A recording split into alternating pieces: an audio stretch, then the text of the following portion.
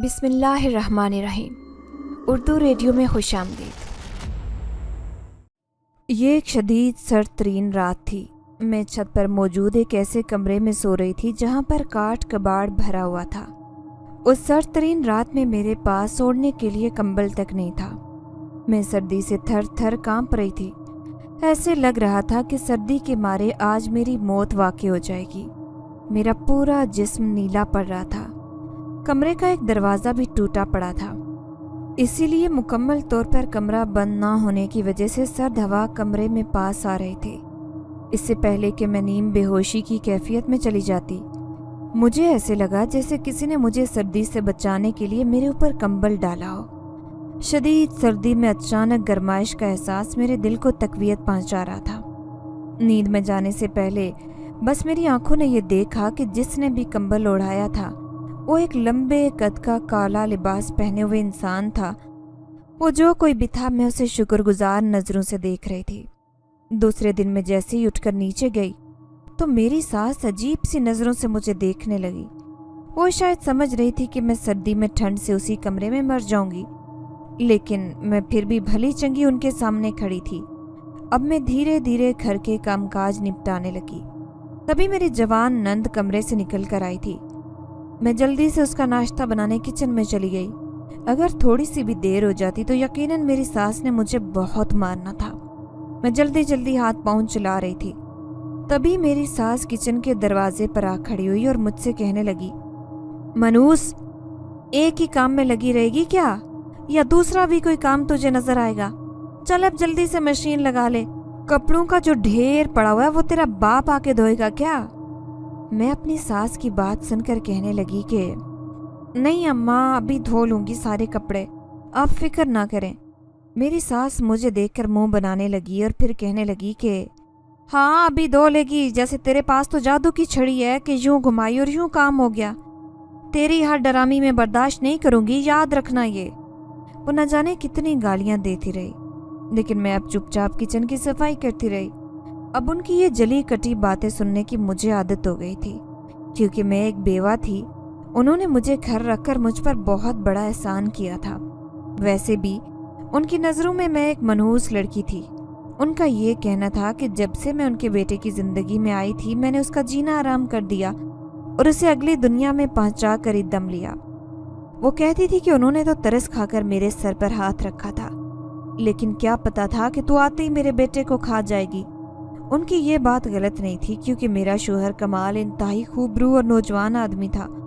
ابھی میرے ساتھ اس کی شادی کو 4 مہینے ہی ہوئے تھے کہ اچانک اس کا ایکسیڈنٹ ہو گیا۔ 2 مہینے تک ICU میں رہنے کے بعد بالآخر وہ فوت ہو گیا۔ میں پہلے ہی ایک یتیم لڑکی تھی، اپنی خالہ کے گھر رہتی تھی۔ خالہ کے گھر میں سوائے غربت کے کچھ بھی نہیں تھا۔ ویسے بھی میری ساس کو اپنے بیٹے کے لیے ایک ایسی لڑکی کی تلاش تھی جو گھر کا کام کاج کرنا جانتی ہو، یا انہوں نے میرے اوپر رحم کھایا اور مجھے نوکرانی بنا کر گھر میں لے آئی۔ میری ساس کا کنبہ بہت بڑا تھا۔ میرے شوہر کے علاوہ ان کے 4 بچے تھے، 2 بیٹے اور 2 بیٹیاں۔ میرے شوہر کمال سب سے بڑے تھے۔ یوں اچانک ان کی موت نے گھر میں جیسے کوہرام برپا کر دیا۔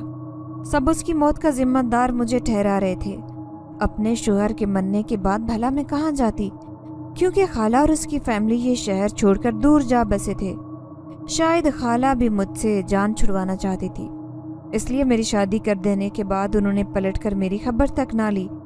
اب محلے پڑوس کے لوگوں کے کہنے کی وجہ سے انہوں نے مجھے گھر میں جگہ تو دے دی، لیکن اب میری قسمت میں سوائے چاکری کے کچھ نہیں لکھا تھا، کیونکہ بات بات پر میری ساس مجھے تانے دیتی کہ میں نے ان کے جوان بیٹے کو کھا لیا اور میرے سر پر بھی بوجھ کی طرح اس گھر میں پڑی ہوں۔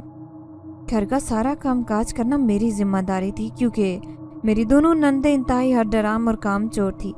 وہ کسی کام کو ہاتھ تک نہ لگاتی۔ اگر مجھ سے کوئی کام غلط ہو جاتا تو میری ساس مجھے مارنے سے بھی دریغ نہیں کرتی۔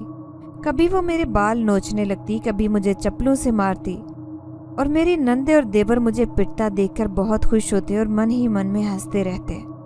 شاید جوان بیٹے کے کھونے کا غم میری ساس کے اعصاب پر سوار تھا، اسی وجہ سے وہ اپنا سارا غصہ مجھ پر نکالتی۔ میں چپ چاپ ان سے پٹتی رہتی اور ایک حرف شکایت بھی زبان پر نہ لاتی، کیونکہ مجھے ڈر تھا کہ کہیں میرے بولنے پر میری ساس مجھے اس گھر سے نہ نکال دے۔ इसके सिवा मेरे पास कोई दूसरा ठिकाना भी तो नहीं था। पहले मैं अपने घर के निचले वाले पोर्शन में एक छोटे से स्टोर में रहती थी, लेकिन अब चूंकि मेरे बड़े देवर की शादी होने वाली थी तो इसलिए मेरी सास ने मुझे वो स्टोर खाली करने का हुक्म दे दिया। उस स्टोर में मेरी देवरानी के जहेज का सामान रखना था। अब उन्होंने मुझे हुक्म दिया कि मैं छत पर बने हुए उस वाहिद कमरे में सो जाया करूं जहां पर सिवाय गंदे कचरे के कुछ भी नहीं रखा था। मुझे वहां सोने से खौफ महसूस होता, क्योंकि हमारे घर के बराबर में एक ऐसा घर था जो बरसों से खाली पड़ा था और मोहल्ले पड़ोस के लोगों का कहना था कि वो घर असेब ज़दा है। उस घर से कभी भी लोगों के चलने की आवाज़ें आती, लेकिन चूंकि मुझे अपनी सास का हुक्म मानना था, इसीलिए उस गंदे कचरे में मैंने थोड़ी सी जगह बनाई और वहां लेट गई।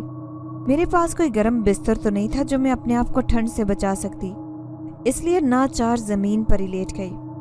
लेकिन मुझे नहीं पता था कि मुझ पर रात को कोई यूं मेहरबानी करेगा और मेरे ऊपर कंबल डालकर चला जाएगा। मैं हैरान थी कि जब मैं नींद की कैफियत में थी तो आखिर मैंने आंखें खोलकर उस शख्स को देखा क्यों नहीं, जो उस गंदे कचरे वाले कमरे में आकर चला गया। अब मेरे देवर की शादी होने वाली थी, घर में उसकी शादी की तैयारियां चल रही थी। मैं पूरे दिन एक सुरूर की कैफियत में काम निपटाती फिर रही थी।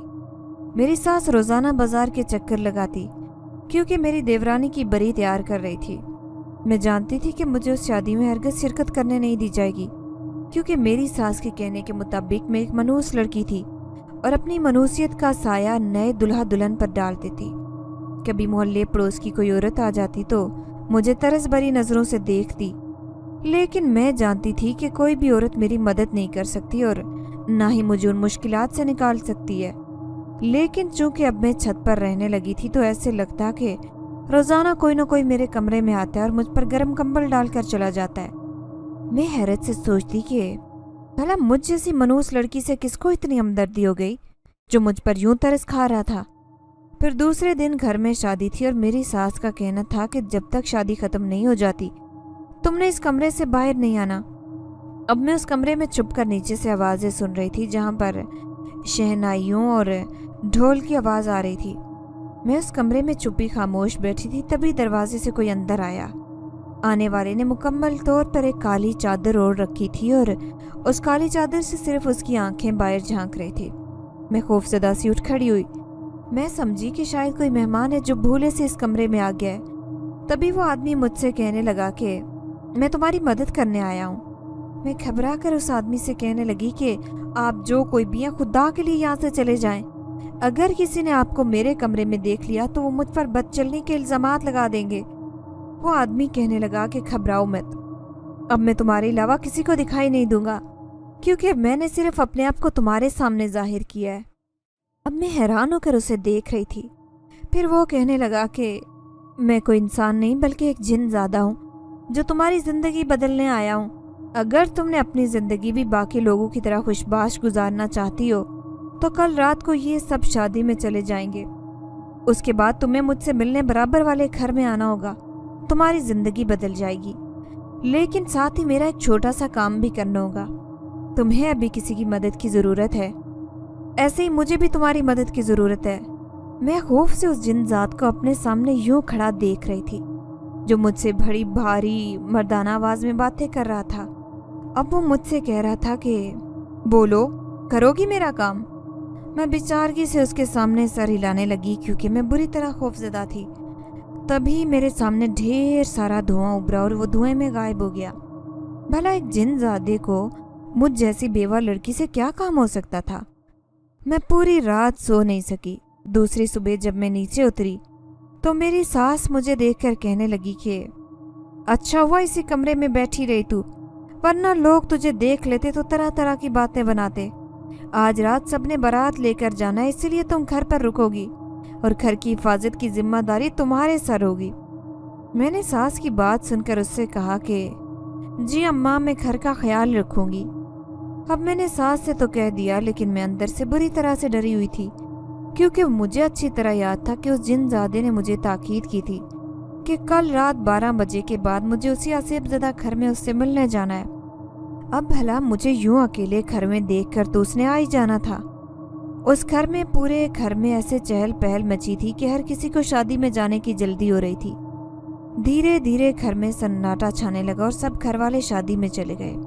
मैं सोचने लगी कि इससे पहले वो जिन्नात यहाँ पर आ जाए, मैं उससे मिलने के लिए वहाँ चली जाती हूँ। आखिर उस जिन्नात का मुझसे ऐसा क्या काम होगा कि उसे मेरी मदद की ज़रूरत थी। जैसे ही रात के 12 बजे मैंने अपनी काली चादर उठाई और उसे ओढ़कर सीधी उस घर में चली गई। ये घर हर वक्त खुला रहता था क्योंकि उस घर के दरवाजे टूटे हुए थे। जैसे ही मैं उस घर में दाखिल हुई तो उस घर में मौजूद एक तरफ नीचे मुझे काले चादर में मलबूस वही जवान बैठा नजर आया। उसकी चादर, उसकी सफ़ेद आंखें उनसे साफ दिखाई दे रही थी। मुझे ऐसे लगा जैसे मुझे देखकर उसकी आंखों में चमक आई थी। फिर वो मुझे कहने लगा कि तुम एक मासूम लड़की दिखाई देती हो, तुम नाकदरे इंसानों के बीच में रह रही हो, तुम्हारे बहुत जल्द इन सारी मुसीबतों से जान छूटने वाली है। यहाँ से दूर एक घना जंगल है जहाँ पर एक शैतानी आमिल ने मेरी जिन्नात बीवी को कैद किया हुआ है। वो आमिल इसी बस्ती का रहने वाला है। जब से मेरी बीवी मुझसे जुदा हुई है मैं किस कदर तकलीफ में हूँ शायद तुम अंदाज़ा नहीं लगा सकती। मैं अपने कबीले से भटकता हुआ इसी बस्ती में आ गया अपनी जिन्नात बीवी को आज़ाद करवाने, लेकिन मैं उस शैतानी आमिल के आस्ताने तक पहुँच नहीं सकता क्योंकि अगर उसने मुझे देख लिया तो वो मुझ पर भी अपना अमल करके अपना मोक्कल बना लेगा। वो हिंदू आमिल है और हम मुसलमान जिन्नात है।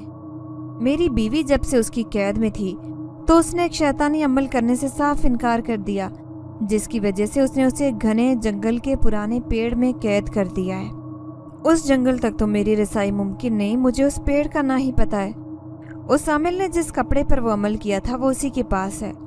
अगर तुम वो कपड़ा किसी भी तरह हासिल कर लो तो मैं अपनी जिन्नात बीवी को आज़ाद करवा सकता हूँ, लेकिन तुम्हें उसी घने जंगल में जाकर मेरी बीवी को आज़ाद करवाना पड़ेगा।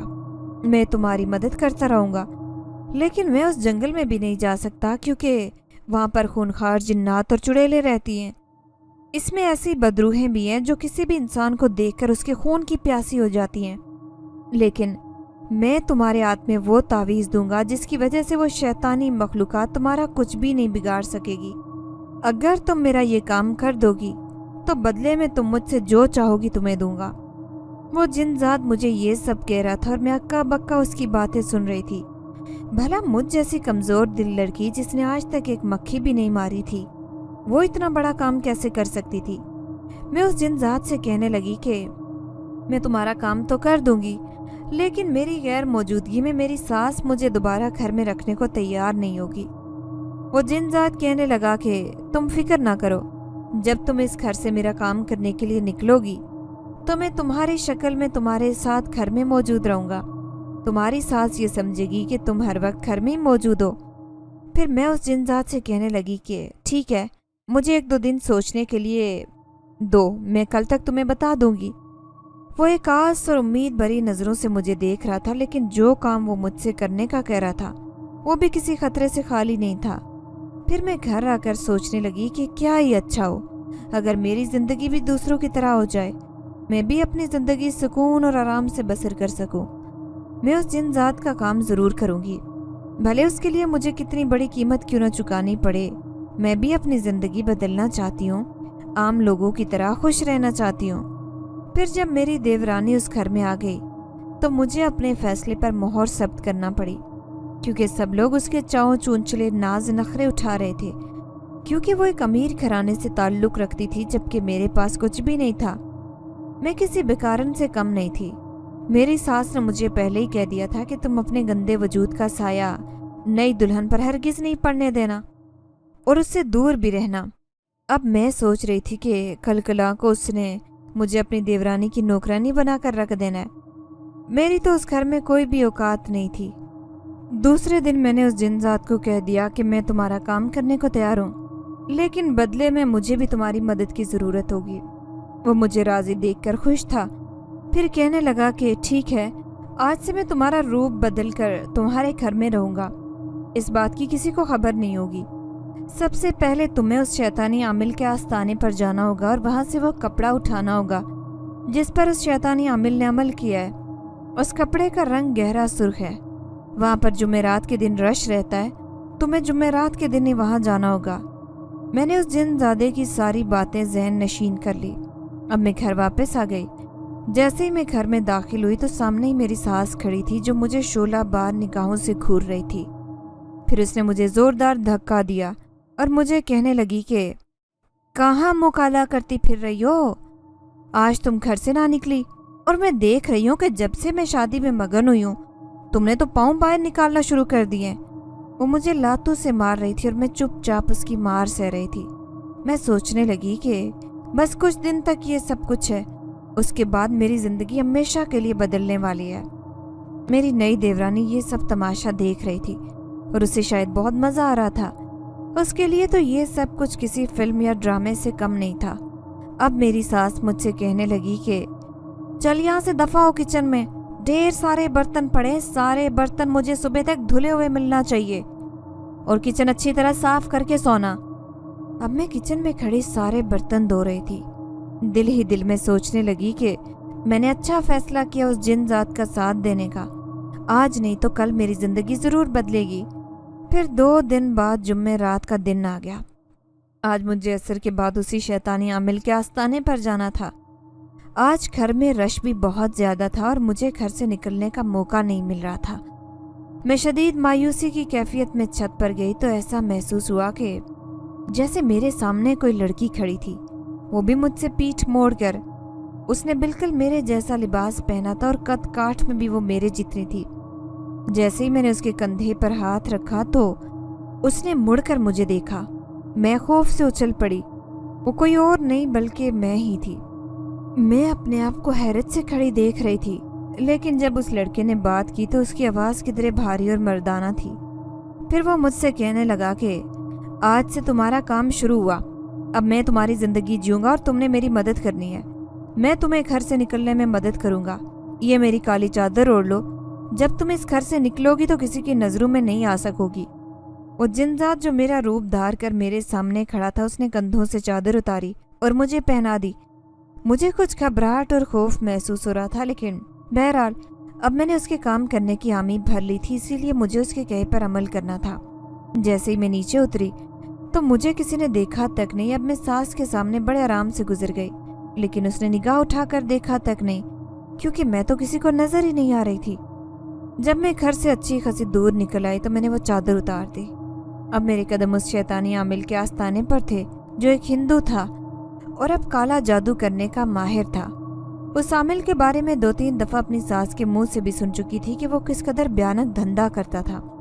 मुझे जाते हुए भी डर लग रहा था, क्योंकि मैं एक नौजवान लड़की थी। उस शैतानी आमिल के पास जाना किसी खतरे से कम नहीं था। ये भी सुनने में आता था कि वो शैतानी आमिल नजर बंद करके किसी भी औरत के जहन को सुन कर देता। अब मुझे एहतियात से काम लेना था। मैं चुपचाप जाकर उसके आस्ताने पर बैठ गई, लेकिन मेरी मुतलाशी नजरें चारों तरफ उसी कपड़े को ढूंढ रही थी, जो गहरे सुर्ख रंग का था। वहां पर एक बारीक रस्सी बनी थी जिस पर मुख्तलिफ रंगों के कपड़े टंगे थे। उन कपड़ों पर मुख्तलिफ शैतानी नाम लिखे थे। न जाने अजीब सी बदबू पूरे माहौल में छाई थी। वो आमिल एक लीमू पर कोई दम कर रहा था। फिर उसने सामने बैठी औरत के सामने ही चाकू से उस लीमू को काटा तो उसमें से खून निकलने लगा। ये देखकर मुझे जुर्जुरी आ गई। अब वो आमिल उस औरत से कहने लगा कि तेरी जेठानी ने तेरे ऊपर काला जादू करवा रखा था। इस जादू का तोड़ जब ही होगा जब तू मुझे सदके में एक काली मुर्गी और बकरे का गोश्त ला कर देगी। साथ ही मुझे वो कीमती जेवर भी चाहिए जो तेरे पास रखा है, जो तूने अपनी सास की अलमारी से चुराया था। औरत उस आमिल के मुंह से ये सुनकर उछल पड़ी। शायद उसे मालूम नहीं था कि उसने जिन्नात के जरिए सब पता लगवा लिया था। वो वाकई में कोई भयानक जादूगर था। मैं किधरे पीछे होकर बैठी थी, लेकिन मेरी नजरें उसी कपड़े को देख रही थी जो एक गहरे सुर्ख रंग का था। मैंने इधर उधर देखा तो मुझे एक मोमबत्ती जलती नजर आई। मैंने धीरे से मोमबत्ती नीचे गिरा दी। यकदम ही उस मोमबत्ती की लू ने आमिल के कपड़ों को पकड़ना शुरू किया और धीरे धीरे उसके कपड़ों में आग लग गई। अब उस आस्ताने में हर तरफ अफरा तफरी मच गई, क्योंकि वो शैतानी आमिल अपने आस्ताने के मुरीदों से कह रहा था कि यह किसकी बेदयानी में हुआ है। मुझे बस अपना काम करना था। मैंने चुपके से उसी रस्सी से वो लाल रंग का कपड़ा उतारा और मैं सीधी निकलती चली गई। खौफ से मेरी टांगें भी कांप रही थी, लेकिन फिर भी मैं अपना दिल मजबूत करने की कोशिश कर रही थी। अब मैं सीधी उसी आसेबज़दा घर में पहुंच गई, लेकिन उस आस्ताने से निकलने से पहले मैं वो काली चादर ओढ़ना ना भूली। अब उस खंडर घर में बैठे उसी जिनजादे का इंतजार कर रही थी। तभी मेरे सामने धुआं फैला और उस धुएं से वो जिनजाद बाहर आया। मैंने उसके सामने वो कपड़ा पेश किया तो वो खुश हो गया। मुझे चूंकि घर से निकले हुए काफ़ी देर हो गई थी, इसलिए शदीद भूख भी लग रही थी। फिर उस जिनजाद ने हाथ का इशारा किया और मेरे सामने लजीज पकवान आ गए। मैं हैरान थी कि कैसे उसने मेरे बिना बोले ही मेरी भूख को पहचान लिया। अब मैं वो लजीज पकवान खा रही थी क्योंकि मेरी सास मुझे ढंग से खाना भी ना देती। जब मैंने खूब सैर होकर पेट भर लिया तो वो जिनजाद मुझसे कहने लगा कि अब तुम्हें इसी जंगल में जाना होगा। वो बहुत खतरनाक और भयानक है, लेकिन मुझे यकीन है कि तुम आसानी से उसे पार कर लोगी। उसने मुझे एक तावीज़ दिया जो मैंने गले में पहन लिया। वो लाल रंग का कपड़ा मेरे पास ही था। फिर वो मुझसे कहने लगा कि मेरी आवाज़ तुम्हें इस जंगल में भी सुनाई देगी। जब जब तुम कोई गलत रुख अपनाओगी तो मैं बताता रहूँगा कि तुम किस रुख पर जा रही हो। अब उसने मुझे आंखें बंद करने को कहा तो मैंने अपनी आंखें बंद कर ली। मेरे कानों में ढेर सारी खौफनाक आवाज़ें आने लगी। मैंने अचानक आंखें खोल दी। अब मैं थर थर कांपने लगी क्योंकि मैं उसी घने जंगल में खड़ी थी। वो जंगल मेरी सोच से भी ज्यादा खतरनाक था। दाएं तरफ ढेर सारे खंडर थे तो बाएं तरफ पुरानी कब्रें, दरख्त और झाड़ियां इतनी थी कि रास्ते भी नजर नहीं आ रहे थे। भला मैं उन कांटेदार झाड़ियों को कैसे पार करती। मैं रास्ता सी चारों तरफ देख रही थी। मुझे इतना पता था कि वो जिनजादा मेरी मदद करने के लिए उस जंगल में नहीं आ सकता क्योंकि ये शैतानी कुव्वतों से भरा हुआ था। सुनो बेटा, मेरी मदद करो। अचानक मुझे अपने पीछे एक बूढ़ी औरत की आवाज़ सुनाई दी। वो बूढ़ी औरत रो रही थी। उसने सफ़ेद रंग का लिबास पहना था। वो मुझसे कहने लगी कि वहाँ मेरी बेटी जख्मी हालत में पड़ी है, तुम उसे उठाने में मेरी मदद करो। मैं इसे जंगल से बाहर शहर में ले जाकर इलाज करवाना चाहती हूँ। भाई जाहिर है वो बूढ़ी औरत बहुत दुखी नजर आ रही थी। मैं पलटी और उसके साथ साथ चलने लगी। तभी अचानक उसी जिनजात की आवाज़ आई मेरे कानों में जो मुझे कह रहा था कि फौरन पलटो, ये बूढ़ी औरत एक खतरनाक चुड़ैल है, ये तुम्हें अपने साथ ले जाएगी और वहीं कैद कर देगी। मैं खौफ से कांपती फौरन पलट कर भागने लगी। पीछे से वो बूढ़ी औरत जोर से चिल्लाने लगी थी, रुको रुको बेटा, मेरी मदद करो। लेकिन मैं खौफ से भागे जा रही थी। तभी मेरे कानों में उसी जिनजात की आवाज़ आई। वो मुझे कह रहा था कि फौरन एक गोल दायरा ज़मीन पर बनाओ और उसमें खड़ी हो जाओ। अब मैं उन्हें जल्दी से ज़मीन पर गोल दायरा बनाया और उसमें खड़ी हो गई। मैंने जैसे ही पीछे मुड़कर देखा तो उस चुड़ैल की खौफनाक शक्ल मेरे सामने थी। वो मुझे काफ़ी देर तक डराती धमकाती रही, लेकिन मैं उस दायरे से बाहर नहीं आई। तंग आकर वो खुद ही वहाँ से गायब हो गई। जब मैंने उसके जाने का यकीन कर लिया था तभी मैं उस दायरे से बाहर आई थी। जा बजा कांटेदार झाड़ियाँ और घने दरख्त थे। जब भी मैं किसी झाड़ी के पास से गुजरती तो उसकी सरसराहट से मुझ पर खौफ तारी होता। अभी मैं ज्यादा दूर नहीं गई थी कि मुझे सामने से चलते दो शैतानी जिन्नात नजर आए। वो मुझे उस जंगल में देखकर वहीं रुक गए और एक दूसरे से कहने लगे कि ये देखो आदमजादी, हम इसे चलो पकड़ लेते और अपने देवता के सामने इसकी बलि देते हैं ताकि वो खुश होकर हमें इनामात से नवाजे। अब वो मुझे पकड़ने के लिए मेरी तरफ आ रहे थे। मैं खौफ से चीखते हुए भागने लगी और वहां पर बने गार में छुप गई। उस गार में मुकम्मल अंधेरा था। मैं आंखें फाड़ कर वहां देख रही थी। तभी अचानक गार में रोशनी चमकी और फिर जो मेरी आंखों के सामने मंजर आया वो इंतहाई दिल दहला देने वाला था। वहां पर लाशें बिखरी थी। ऐसे लग रहा था जैसे उन्हें कब्र खोद कर निकाला हो। तभी अचानक उनमें से एक मुर्दा उठा और मरी हुई आंखों से मुझे देखने लगा। उसकी आंखों की पुतलियां बिल्कुल साकित थी, लेकिन आंखें खुली हुई थी। अब वो धीरे धीरे उठकर मेरी तरफ आ रहा था। तभी मुझे अचानक अपने कानों में जिनजात की आवाज़ आई। वो मुझसे कह रहा था कि ये सब तुम्हारी नज़र का धोखा है, जल्दी से इस गार से बाहर निकलो। मैं फौरन ही बाहर आ गई। अब तो मैं खौफ के मारे रोने लगी कि मेरे पास कोई चारा नहीं था। मैं सोचने लगी कि आखिर मैंने उस जिनजादे के कहने में आकर ये काम करने की हामी क्यों भरी। मुझे नहीं पता था कि जंगल इतना खौफनाक और शैतानी मखलूकात से भरा हुआ होगा। उस जिनजादे का दिया हुआ तावीज़ मेरे पास ही था। शायद यही वजह थी कि मैं उन शैतानी मखलूकात से अभी तक बची थी। वो पूरी रात मेरी उसी जंगल में भटकते हुए गुजर गई। मैं थक हार कर एक दरख्त के नीचे बैठी और मेरी आंख लग गई।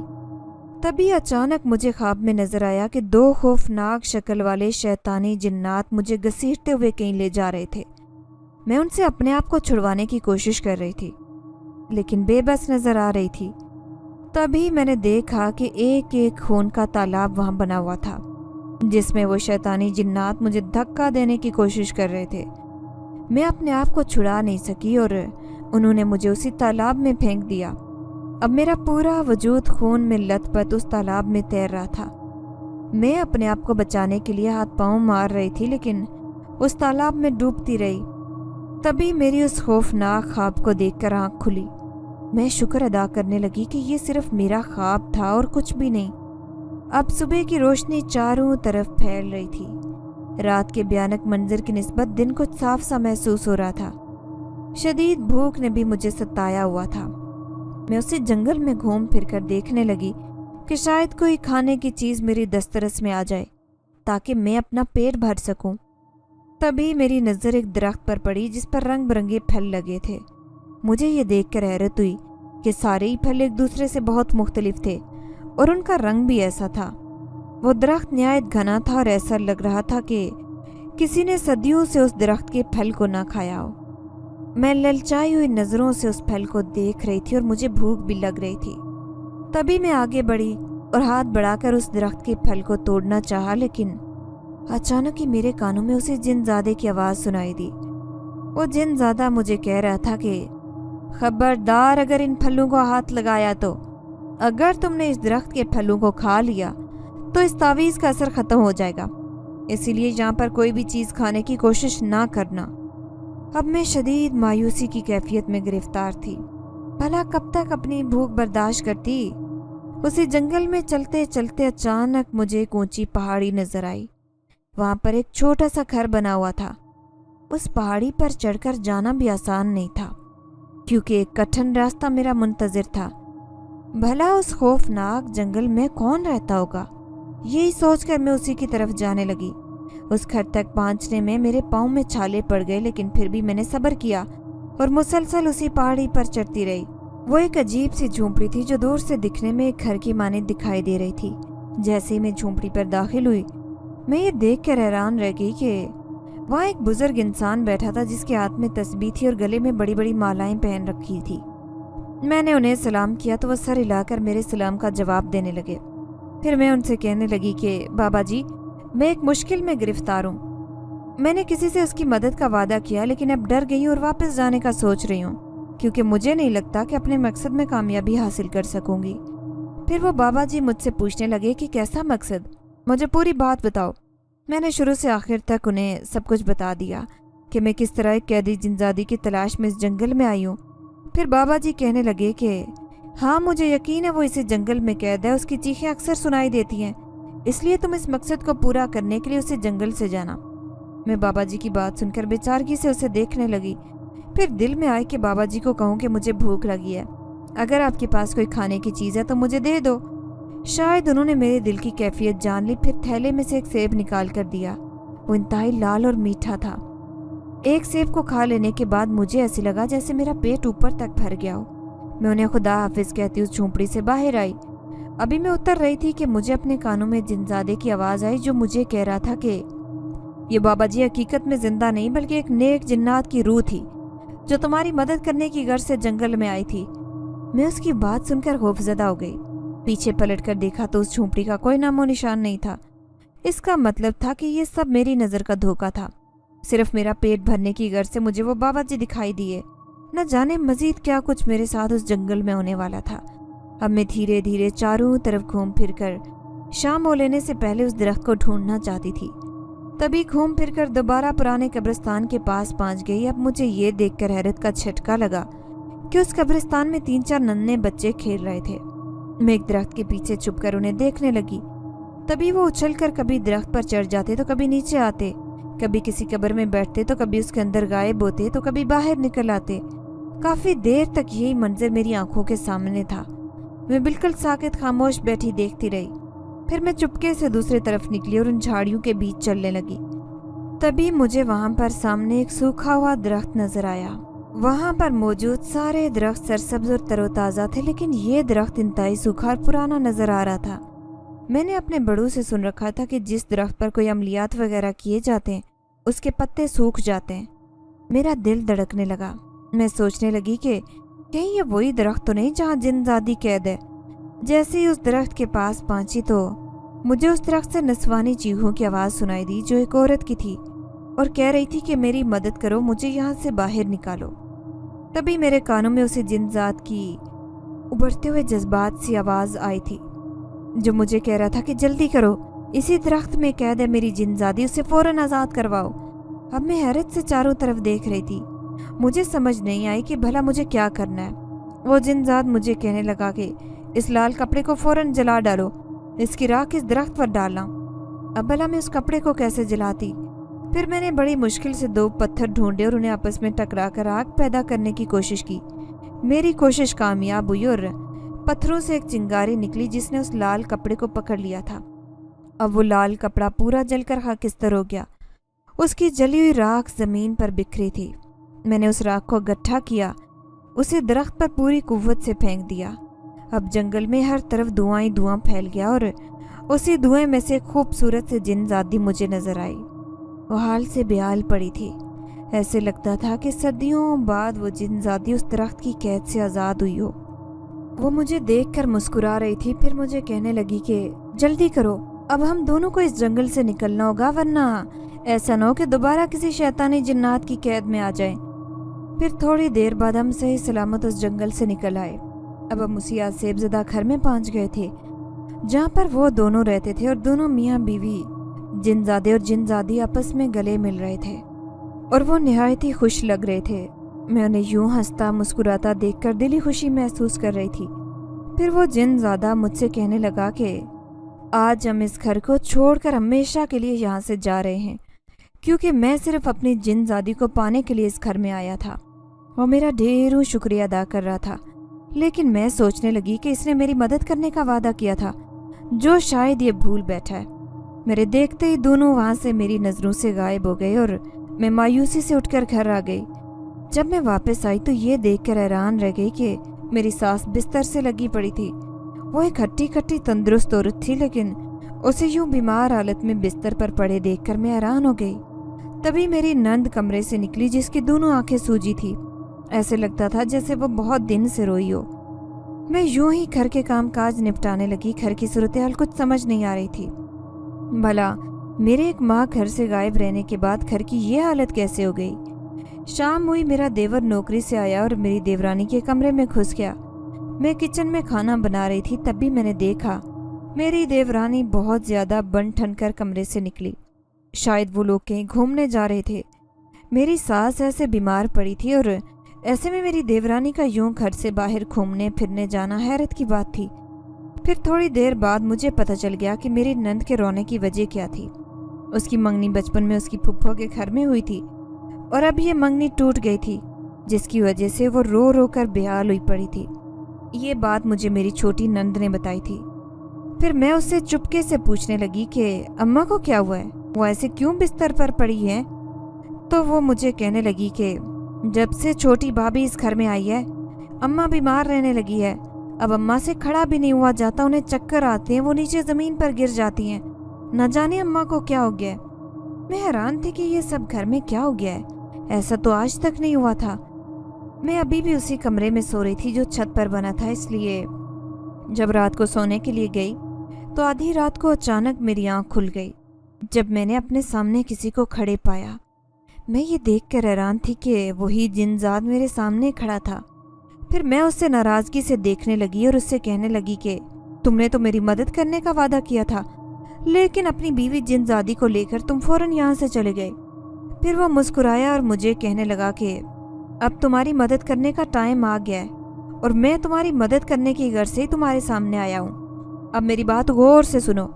अगर तुम्हें अपने घर में जगह बनानी है तो तुम्हें इन घर वालों की मदद करनी पड़ेगी, क्योंकि जो सूरत हाल इस घर की हो रही है, ऐसे में अगर तुम उनकी मदद करोगी तो इनके दिल के रास्ते तुम्हारे लिए खुल जाएंगे। मेरी नंद की जो मंगनी टूटी है और तुम्हारी सास की जो हालत है, اس کی ذمہ دار صرف اور صرف تمہاری دیورانی ہے۔ میں اس جن ذات کی باتیں حیرت سے سن رہی تھی، پھر اسے کہنے لگی کہ مجھے کچھ سمجھ نہیں آئی، بھلا میری دیورانی کا ان سب میں کیا ہاتھ ہے؟ پھر وہ مجھے کہنے لگا کہ تمہاری دیورانی ایک انتہائی چلاک اور مکار عورت ہے۔ اس نے اپنی ماں کے ساتھ مل کر اس پورے گھر پر کالا جادو کروایا ہے، جس کی وجہ سے تمہاری نند کی منگنی ٹوٹ گئی ہے اور تمہاری ساس بستر سے لگی پڑی ہے۔ اب تم مولوی کے پاس جاؤ اور اسے بھلے سے اس بات کی تصدیق کرانا۔ اب تم نے میرے بتائے ہوئے طریقے پر عمل کرنا ہے۔ جب تم یہ سارا کام کر لوگی تو خود بخود اپنے گھر والوں کے دل میں جگہ بنا لوگی۔ اور پھر اس دن اس جن ذات نے مجھے جو بات بتائی میں سن کر خوش ہو گئی۔ پھر دوسرے دن میں نے ہمت کی اور ساس کو کہنے لگی کہ اماں، آج میں آپ کو ایک راز کی بات بتانا چاہتی ہوں۔ آپ کو میں اتنے سالوں سے دیکھتی آئی ہوں، لیکن آپ بستر پر ایسے نہیں لگی جیسے اب لگی ہو۔ اس کے پیچھے کسی اور کا نہیں، آپ کی چھوٹی بہو کا ہاتھ ہے۔ اس نے آپ کے اوپر تعویذ کروائے جو آپ کے تکیے کے اندر رکھے ہوئے ہیں۔ میری ساس حیرت سے مجھے دیکھ رہی تھی۔ یہ تعویذ والی بات مجھے اسی جن زادے نے بتائی تھی۔ جیسے ہی انہوں نے تکیے کو دیکھا، واقعی اس میں سے 3-4 تعویذ نکلے تھے۔ پھر میں نے اسی طرح سے نند کے کمرے میں بھی بہت سے تعویذ نکلوائے جو اس نے مختلف کونوں میں چھپا کر رکھے ہوئے تھے۔ پھر میری ساس، نند اور میں ایک مولوی کے پاس جا پہنچے جو ہماری ہی گلی میں رہتا تھا۔ جیسے ہی میری ساس نے مولوی کو وہ تعویذ دکھائے تو وہ کہنے لگا کہ ہاں، یہ بات سچ ہے، یہ خطرناک عملیات والے تعویذات ہیں جو کہ کسی بھی انسان پر کالے جادو کروانے کی غرض سے کروائے جاتے ہیں۔ اب میری ساس نے مجھے بڑی نرم نگاہوں سے دیکھا اور کہنے لگی کہ بیٹی، تو سچ کہہ رہی تھی، واقعی میں ایسا ہے۔ اس دن میری دیورانی اپنی ماں کے گھر گئی ہوئی تھی، لیکن سبھی کو اب اس کے آنے کا شدت سے انتظار تھا۔ جیسے ہی میری دیورانی گھر آئی تو میری ساس اس پر جپٹ پڑی اور اسے فوراً ہی بازو سے پکڑ لیا۔ پھر میری ساس کہنے لگی کہ میں نے تو تجھے اتنی عزت دی تھی، لیکن تو نے میرے ساتھ کیا کیا؟ میرا گھر اجاڑنے پر تلی تھی۔ آج تک میں جسے منوس بولتی آئی تھی اسی نے میرا گھر اجڑنے سے بچا لیا، تو ہی ہے جو اس گھر کو برباد کرنے پر تلی ہے۔ آج کے بعد میں تیرے قدم اس گھر میں ہرگز برداشت نہیں کروں گی۔ آج سے میری بڑی بہو یہی ہے۔ میری ساس نے میری طرف اشارہ کیا اور مجھے اپنے گلے سے لگا لیا۔ میری دیورانی گردن نیچے کیے کھڑی تھی اور دیور بھی اسے غضبناک نظروں سے دیکھ رہا تھا۔ پھر اپنی ماں کو کہنے لگا کہ میں سوچ بھی نہیں سکتا تھا کہ یہ اور اس کی ماں اتنی گھٹیا چالیں چلیں گی۔ آج ہی سے اس گھر سے نکال رہا ہوں۔ پھر میری دیورانی میرے دیور کے آگے ہاتھ جوڑ کر کھڑی ہو گئی اور اس سے کہنے لگی کہ میں آپ سے اپنے کیے کی معافی مانگتی ہوں۔ خدا کے لیے مجھے اس گھر سے نہ نکالو، ابھی میری شادی کو دن نہیں کتنے ہوئے ہیں۔ پھر میں اپنے دیور کو سمجھانے لگی کہ اسے اپنی غلطی کا احساس ہو گیا، اسی لیے اسے معاف کر دو۔ یوں چاروں طرف ایک بار پھر سے اس گھر میں خوشیاں آ گئی تھی، لیکن اب کی بار یہ خوشیاں میرے نصیب میں بھی تھی، کیونکہ میری ساس مجھے بہت زیادہ عزت دینے لگی تھی اور میری نند مجھے کہتی کہ شکر ہے کہ بھابھی نے ہمیں سب کچھ بتا دیا، ورنہ ہمیں تو ساری زندگی نہ پتہ چلتا کہ آخر ہمارے گھر میں اتنی پریشانیاں کیوں آ رہی ہیں۔ پھر جہاں میری نند کا رشتہ ٹوٹا تھا، میں اپنی ساس کے ساتھ ان کے گھر گئی تو وہ لوگ دوبارہ رشتہ کرنے پر راضی ہو گئے تھے۔ پھر ایک دن میری ساس میرے پاس آئی اور مجھے کہنے لگی کہ میں کتنی زیادہ بے وقوف تھی جو اپنے گھر میں موجود ہیرے جیسی لڑکی کو نہ پہچان سکی۔ میرے بیٹے کا مرنا تو شاید خدا کی حکمت تھی، لیکن میں تو تجھے اس چیز کا ذمہ دار ٹھہراتی آئی ہوں۔ آج کے بعد میں تیرے لیے اپنی بہو جیسا نہیں، بلکہ بالکل اپنی بیٹی سمجھ کر تیرے لیے سوچوں گی۔